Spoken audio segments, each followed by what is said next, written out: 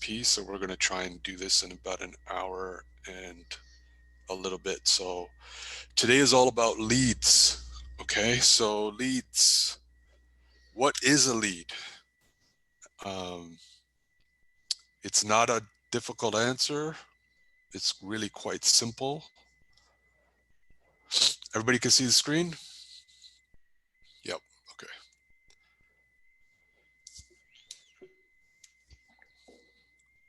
Okay. A lead is simply the name and contact information for someone who is a potential current or future client. Okay. Rick and I talked about this last week. Somebody signs up to your website or you meet them at a party. You get their name, you get their phone number, their email address. Um, they're a lead. They become a prospect once you've had a meaningful conversation with them and you figure out what their real estate needs are. And then they become a client once you sign them to a buyer representation agreement or a listing agreement. Okay. Sources of leads. So the free ones, your friends, your family, your personal sphere of influence. That includes your doctor, your lawyer, your accountant, anybody you know. Cold calls. To take advantage of cold calls, there's quite a few agents that use something called telelisting. You do have access through that, I know for sure, through EXP. You should have it if you're with a big broker as well. I don't believe it costs you anything, um, but you can type in a street address and get the numbers of the people that live on that street, and you just start hitting the phones and finding out who's looking to sell, who's looking to buy. And we'll have scripts for those for you guys to make those calls. Um, your online profile, make sure your Facebook account, Instagram, whatever social media that you use, TikTok, um, you've got it up to date. It says you're a real estate agent, and just organically, if you're building content, you'll get people coming to the site, coming to your website, reaching out to you for real estate. Or you can go the extra step and actually pay for social media ads and that kind of things to drive traffic. Okay. Another good freebie, which unfortunately we can't do right now because of COVID, is open houses. Um, Open houses are great. There is a strategy to doing them. And if you're brand new to the industry, it's a good way to meet buyers that are coming in. Usually I'll have junior agents host my open houses because I don't want to sit there, but um, it's a good way to meet buyer clients and whatnot. Door knocking is another big one. Um, it's great. You get face to face. Most people are better face to face in trying to close somebody than they are over the phone. So door knocking, if it plays to your strengths of just mimicking somebody's energy and their body language and that kind of thing, um, that's a really good one once we can start doing it properly again after COVID is kind of lifted. Website, everybody gets one with EXP through KV Core. You should definitely set it up. Um, and Mona is running, not this week, but normally she's running one or two sessions on KV Core and the website and stuff like that. So we'll keep you posted on that training. Um, and then more advanced stuff, guys, they also cost a little bit more, are things like seminars. So first time buyer seminar, investor seminar, hosting events. Use your mortgage brokers or lawyers to partner up and share that cost with you. Sometimes you can talk them into taking on the whole cost, providing the office and everything. Um, and then Rick said this last week. Um, your referral business. You want them to make, what was the term you used, Rick? I'm drawing a blank right now. In terms of, Um, you get your client, you close them, and then you raving fan. That's what you want. yeah, guys, yeah, Raving raving fans, fans. right? So all your past clients are becoming your raving fans, which means they're going to be throwing referrals at you. Okay. Um, and again, so, we're, over the next couple of weeks, we will be going through the tools you need, the systems you'll use to help connect on these different types of sources and to put some of these on autopilot for you, a lot of it through KV Core. Okay. There's common myths and facts with leads. And actually, before I go there, do we have any questions or anything in the chat on what a source of a lead is, that kind of thing? Can you stop screen share for 1 second? Yeah. Okay, guys, I just wanted to make sure everybody's in here. Okay, good. Looks like it. Look, before we get into the actual scripts, I just want to let everybody know the difference between agents, mega agents that are getting all kinds of listings and agents that are getting zero. Why is that? Why are some people getting all the listings, some people are getting zero? Ready for the amazing answer? Well, the people that get more listings are the ones that work harder and smarter. I don't want to give you fluff. What does that mean in real estate? You have to have more conversations with people. If you see an agent that's very successful, the only thing that they're doing different than everybody else is they're having a lot more conversations. Let that sink in for a second. And today, that's what we're really going to be covering. How do you have these conversations? But before we get into how we have these conversations, we really have to talk about, yeah, real estate is a contact sport. Love that, Renee. I'm going to steal that from you. You have to have conversations with people. So if you can bring yourself up to having 10 conversations to 15 conversations a day, your business is going to increase. And at that point, it really doesn't matter what you say to them.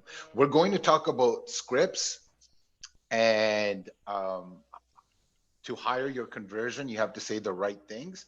But let me just drill this home. If you're not making those calls, what does it matter what you say? Okay, second point. The difference between successful agents and unsuccessful agents, we've just decided that successful agents are having more conversations. Okay, so here are the people you're going to be talking to. There's only two types of category of people that you're going to talk to. I like to dumb this down so it becomes really easy. It's good. Okay, right? There's going to be two categories of people that you talk to. Ready for the secret sauce? People you know and the people you don't know. That's it. You're going to talk to either people you know or people you don't know. I strongly suggest you start with the people you know. Sometimes those are the hardest people to talk to because we actually care if they reject us. Okay, we're going to get into, so if you are starting real estate or you are like a veteran, don't make the mistake I did. The whole reason why we hold these boot camps is because I don't want you to do the things that I did. I did not really start my sphere of influence. I started talking to strangers first. It was a big mistake. It wasn't until I started getting my message out to the people I know did my career start getting higher. Okay, so just to recap, write this down. Difference between successful agents and unsuccessful agents, write this in big. Successful agents are having more conversations. Period. Second point, you're either going to have these conversations with people you know or people you don't know. I had a nice chat with Rahul yesterday, and he is doing an amazing job with talking to the people that he knows, which is amazing.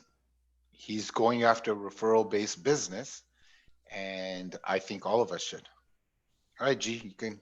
Yeah, and just to piggyback on what Rick just said, guys, last week we covered for every 100 people you know, that should, if you're keeping in touch with them on a regular basis, that should lead to 6 deals a year, no problem.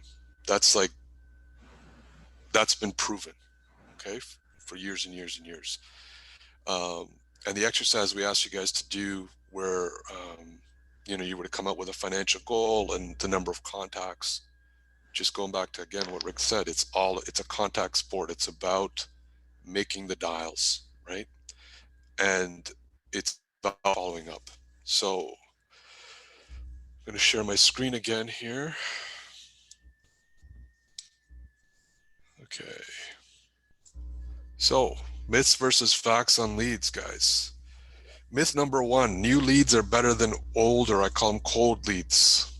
There is no proven correlation between a new lead converting at a higher rate than an older lead.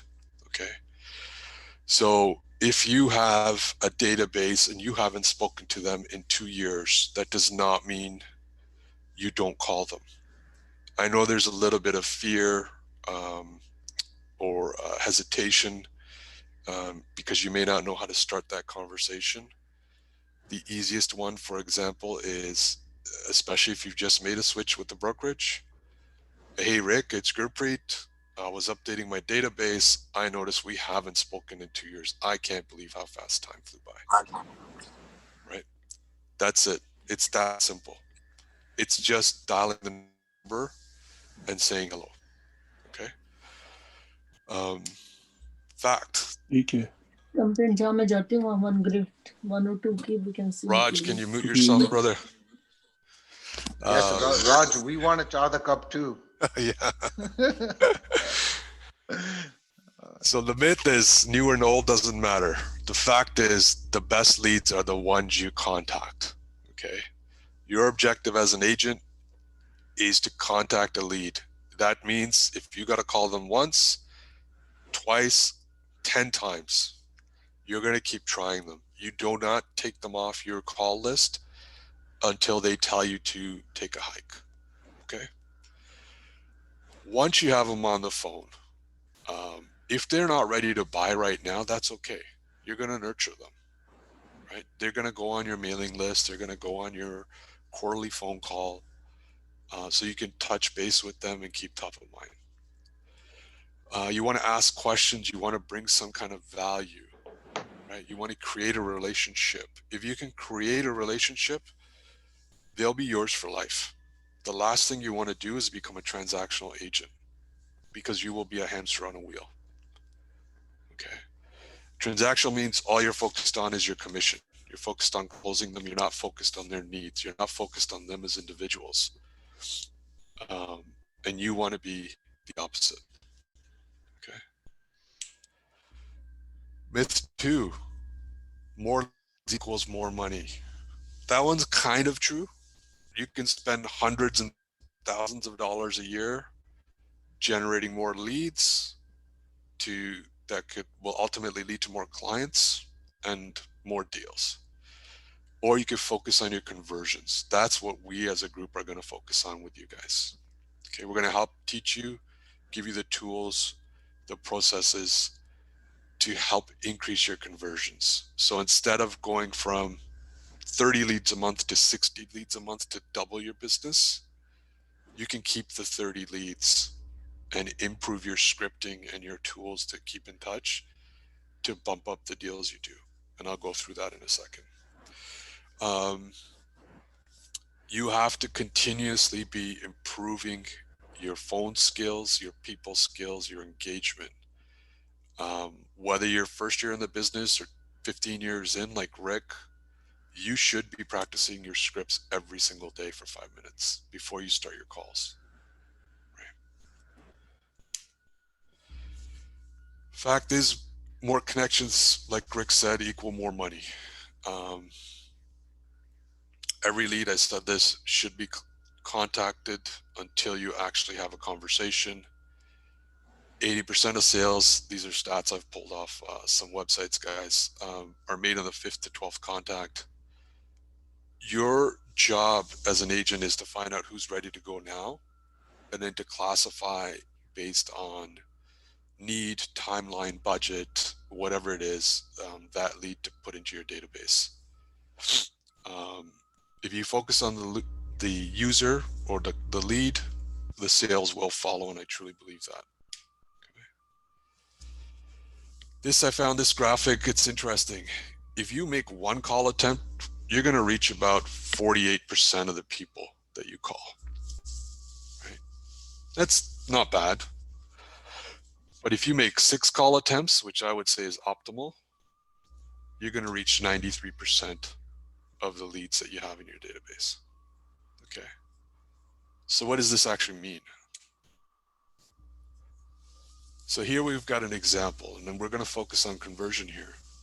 If you make one call attempt, which is this first column, and you're getting 30 leads a month, you're going to connect with around half of them, which is about 15, 10% of them, because you're going to get really good on your scripting.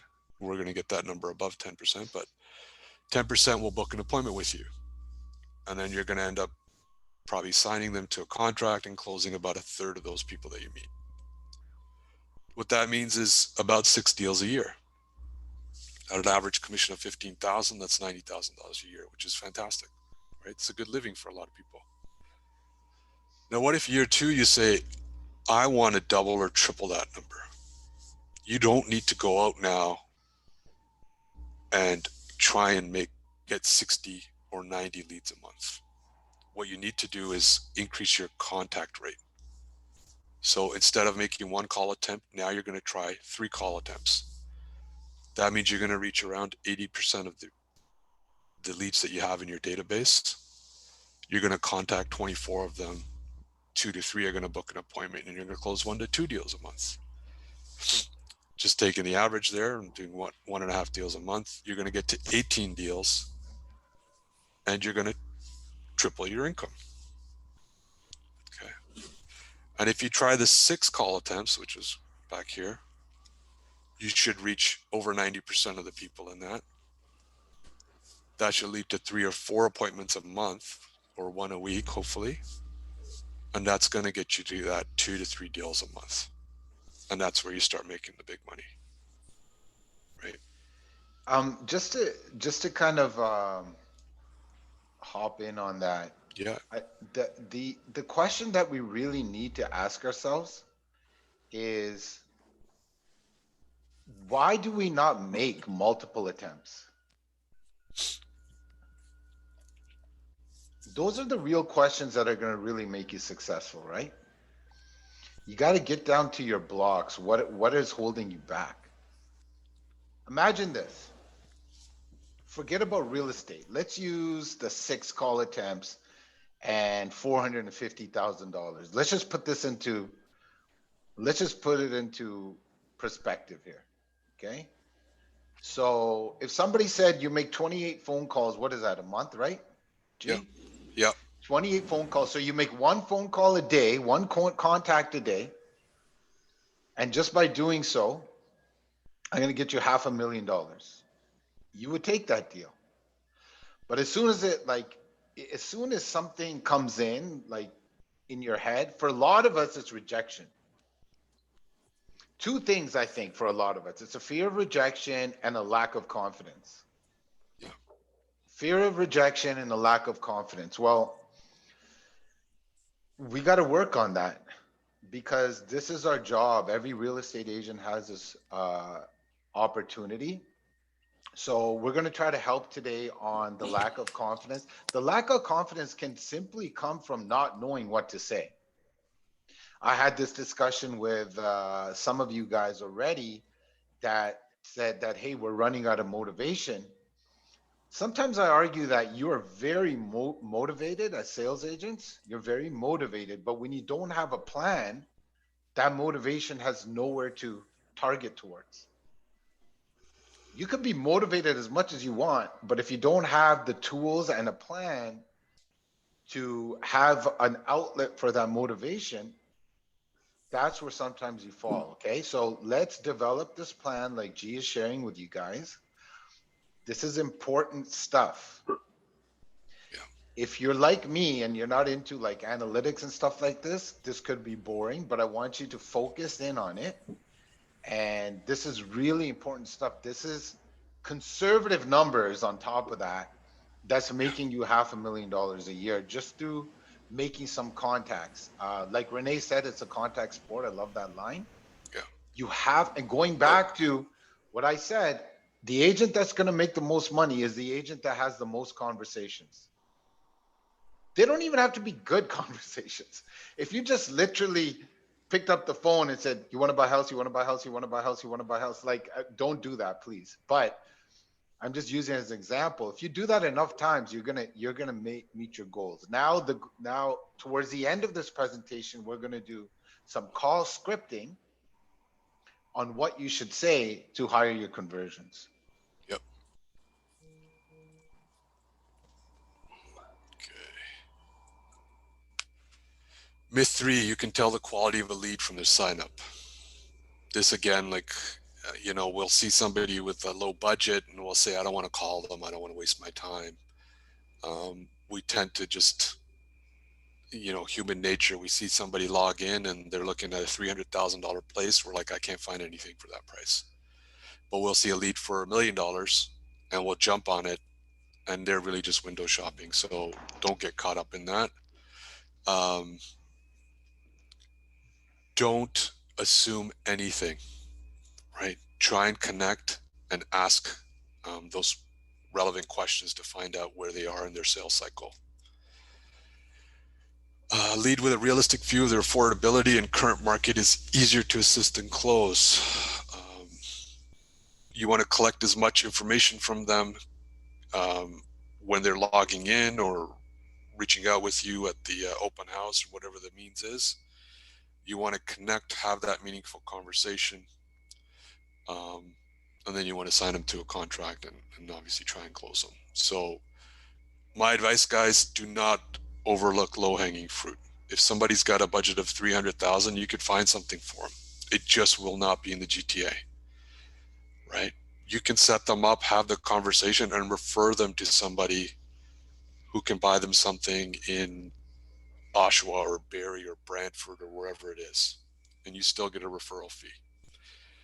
If you want to drive out to those places, you're free to do that as well to service them, right? Just be the expert. You do not need to sell the client on the first call. Okay. That's not the goal of the call. The goal of the first call is to get enough information to know if they're qualified and to book an appointment for a more in-depth consultation. Okay. It's not to sell them. Can you just unshare screen for a second? I just want Yep. to make sure that people aren't waiting. I think I can, I can tell while you're talking. I was just testing. Yeah, I don't see anybody. Okay. All right. Oh, here's one person as we just did. Okay, go ahead. Sorry. Okay, no worries. Yeah. Okay, first call. Listening and learning about their needs, their wants. Ask open-ended questions. We're going to go through the role play in a second here.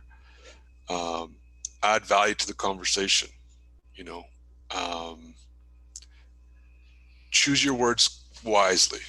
You don't want to give them fluff. You want to give them something. If they ask, how's the market? I hate it when realtors say, it's going to go up forever. It's fine. Don't worry about it.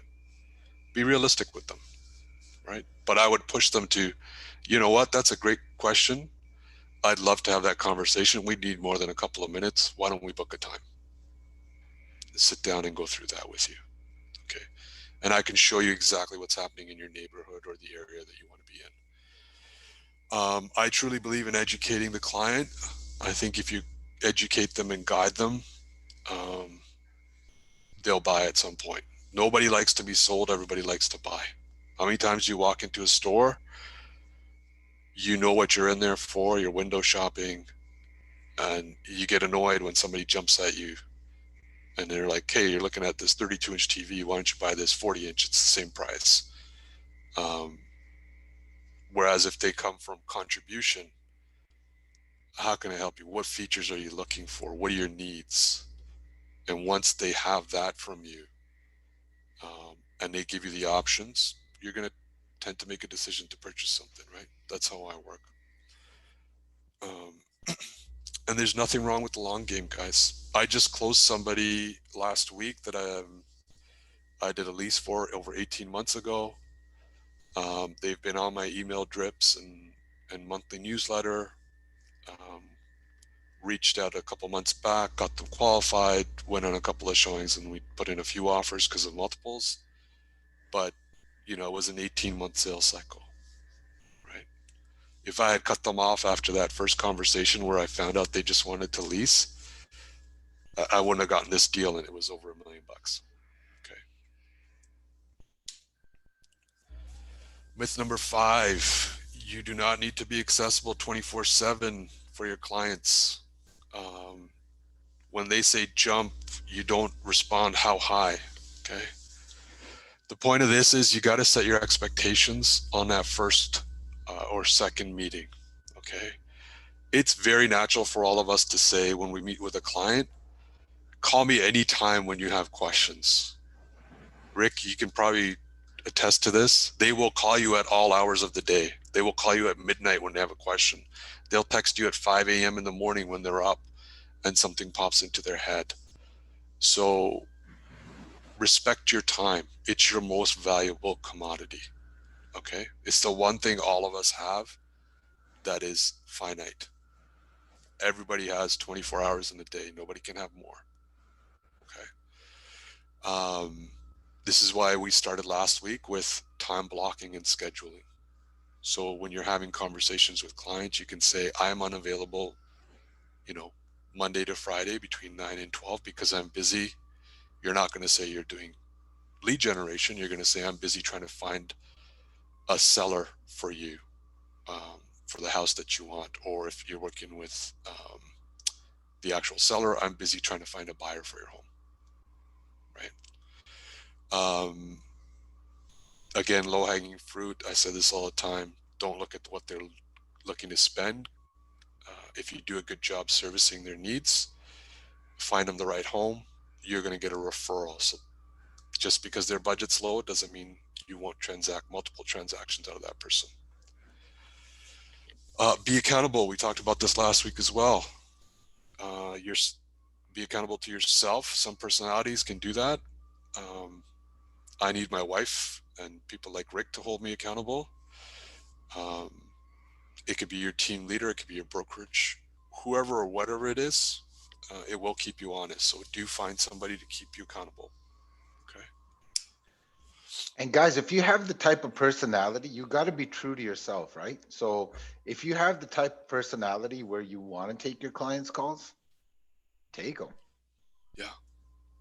Right? Like it all depends on what you want to do, what you want out of your business. So there's no set rules. You have to know thyself. Know yourself. If you know yourself, like some of you, I know a lot of you. I had the pleasure of having one-on-ones with a lot of you guys, and I can pick out some people right now that would be like, I'm taking this call. I need to close this deal. I'll take it at midnight. So do it. If you want to do it, do it. Yeah. Have that conversation with your, like I'm that person. So I have that conversation with my wife and kids all the time. I'm like, listen, this is what I do. And I make sure I have my time with them too. But anyway, just a small point. Yeah. If you wanted to be a psycho with it, go ahead. Okay. Now, guys, one of the best things you can do for a lead is set up a listing alert, especially for buyers, right? So KB Core allows us to do this on the back end. It'll drill right down to the neighborhood, their budget, how many beds, baths, that kind of thing. And you can set them up for real time, for weekly, for monthly, whatever it is. If you don't have KB Core, use Collab. Treb offers you collaborate. It's great because it sends the alerts directly to the client, to the prospect, shows you what they're looking at, what they've opened, what they've favorited. So it gives you some real insight into, the type of home that your client's going to be looking for. Okay. Personalize it as much as possible. But the listing alerts only work, guys, if you make follow-up a habit. Okay. If I send Rick listing alerts daily and I don't call him, I'm waiting for him to call, I'm not going anywhere with him. What value are you adding if you're waiting for the phone to ring? So when I see Rick has looked at a house for $1 million, it's under budget from what he's looking at, it's not holding offer dates, I know the area is great, schools are good, I better be on the phone that that same day with Rick saying, we need to go see this house. Right? Yeah, I agree. Right? I agree. Don't wait for the phone to ring. Here's another tidbit, guys, for you guys. Look, it says right here, follow up, make it a habit. We said this last week, and I'm going to say it again. Your success is positively correlated with your habits, period. Your daily habits will result in your success or your non-success, for lack of a better word. So here's what I used to do in the beginning of my career. I'm working on a lot of different projects right now, so I'm not doing it as much. Number one, first thing in the morning, not first thing, first work-related thing in the morning. What I did, I jumped on the MLS. That's a lie. Right away, I Googled real estate Toronto, real estate Canada. I would look at the interest rates. Literally, I still do that. I want to be up to date. If you're not up to date, you're in the wrong profession. Number two, I had a list of people that I knew I was looking for houses for, but even when I didn't, I would pick an area, let's say Mississauga, for example. I would find every deal in Mississauga. Let that sink in. How would I do that? I would pop on my MLS, hit Mississauga, well, hit Peel, hit Mississauga, right? Hit detached home, pick a square footage or not. I used to hit detached home, submit. Guess how my MLS is sorted? From lowest price to highest price. So I would look at like the top 20 listings. If something looked out of sorts, say there was like a 3,000 square foot in the top 5, they weren't holding offers. I'm like, whoa, that's a banger deal. I would have the deal. So I would look at the MLS. The guys that are on my team, they know this. I would look at the MLS every morning and I would look at it every night. It's the first time when you have to do a lot of sorting. It might take you a week, but after that, it's just a daily habit. You will know everything that comes up. You have to be a master of your craft. So when I went ahead and I showed properties to my prospective buyers, I literally would close deals in a day because I would be having these conversations over the phone. I had winning habits of knowing what all the best houses were. When I had nothing to do, I would go, it used to be in the area that I live in, right? So I would be driving to the gym and I would make an appointment to inspect a property before that. It's simple stuff. Okay, so 2 takeaways.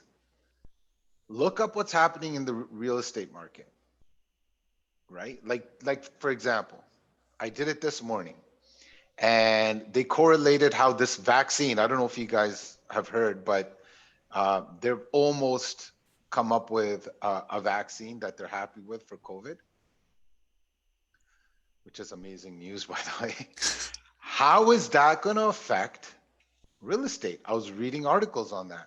My opinion is that there's going to be a V recovery. That's my opinion. So like say downtown Toronto, you can't sell a condo right now, so it's going down. Boom, it's going to be a V recovery. As soon as a vaccine hits, things start opening up. Everybody wants to be in the city. So your investors and yourself, there's a good opportunity right now to buy resale, not pre-construction, resale condos in the city of Toronto. I've never seen them so much supply and this low. Yeah. I think that's a good opportunity for you guys. And then I was reading articles how it's going to be a V recovery, which I agree with.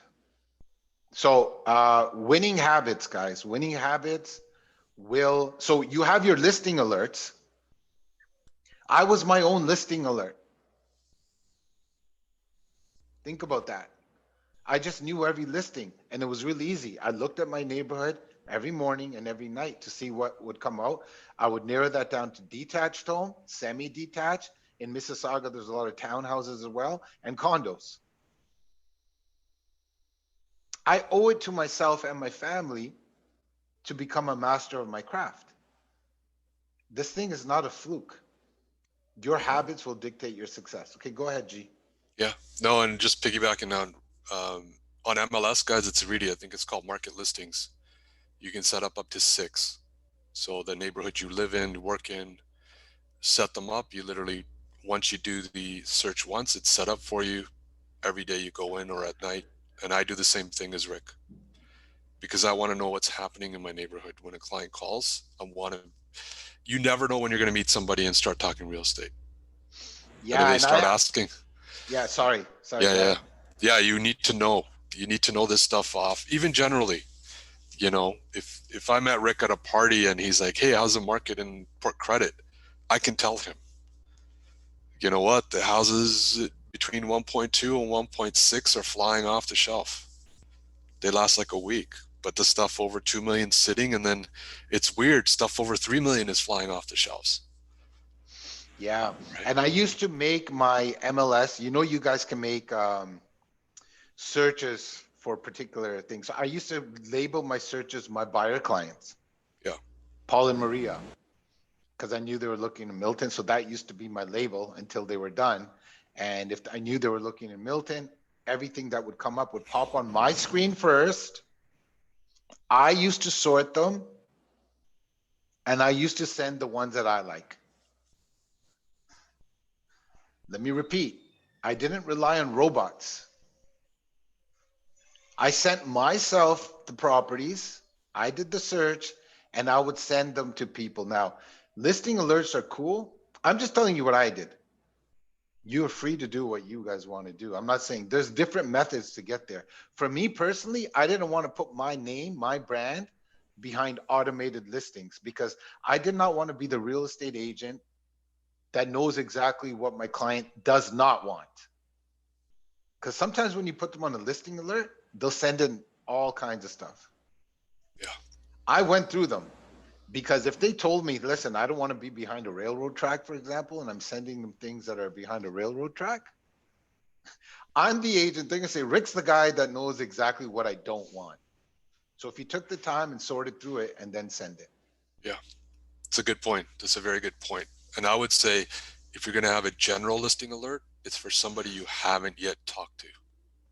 So you're almost like, it's almost like you're nurturing them. They're getting something out of you until you actually connect with them and have that conversation. Okay.